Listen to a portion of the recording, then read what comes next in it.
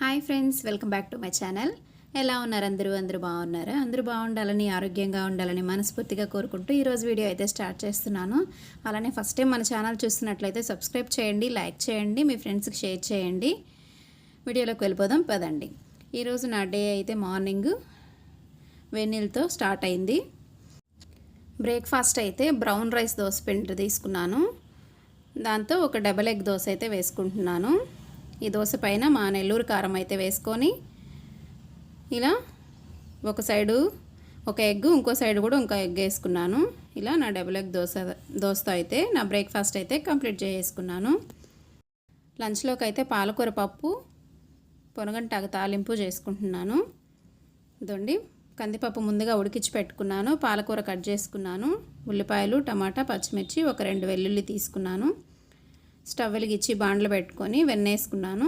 దానిలో కొంచెం ఆవాలు, జీలకర్ర, కొంచెం మెంతులు, కొంచెం పచ్చిశనగపప్పు వేసి ఫ్రై చేసుకుంటున్నాను. ఇప్పుడు వెల్లుల్లి, ఉల్లిపాయలు, పచ్చిమిర్చి అన్నీ వేసి ఫ్రై చేసుకుందాము.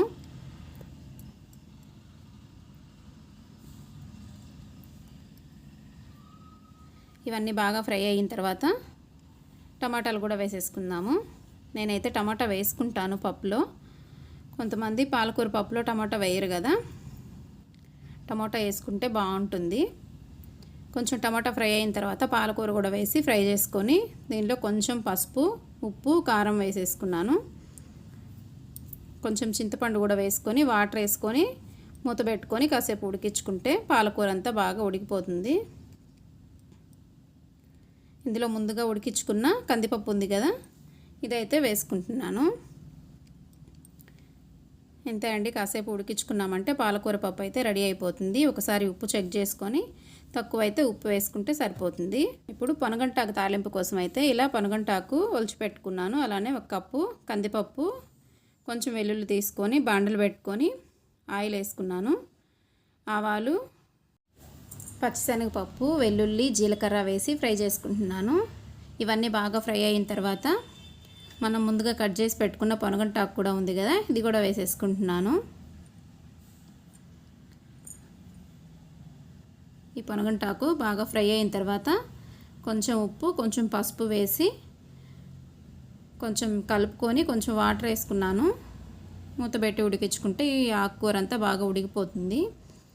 ఉడికిన తర్వాత మనం ముందుగా ఉడికించుకున్న కందిపప్పు ఉంది కదా, అది వేసేసుకొని కొంచెం కారం, కొంచెం పుట్నాల పౌడర్ వేసుకుంటే పొనగంటాకు ఫ్రై అయితే రెడీ అయిపోతుంది. ఇప్పుడైతే మన లంచ్ ప్లేట్ అయితే చూసేద్దాము.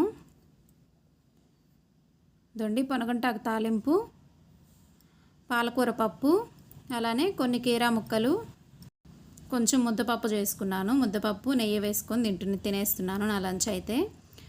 ఈరోజు 2 ఆకుకూరలే అయిపోయాయి, ఎందుకంటే ఫ్రెష్గా ఆకుకూరలు వచ్చాయని ఒకే రోజు చేసేసుకుందామని చేసేసాను. కొంచెం వైట్ రైస్ తీసుకున్నాను. ఇలా కర్రీస్ ఎక్కువ ఉండేలాగా చూసుకుంటే చాలు. ఇంతే అండి, నా లంచ్ అయితే కంప్లీట్ అయిపోయింది.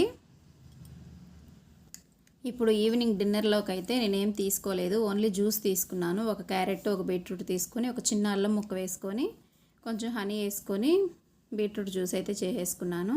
ఈ వీడియో మీకు నచ్చుతుంది అనుకుంటున్నాను. నచ్చినట్లయితే లైక్ చేయండి, షేర్ చేయండి అండ్ సబ్స్క్రైబ్ చేసుకోండి కొత్తగా చూస్తున్న వాళ్ళైతే. Thanks for watching.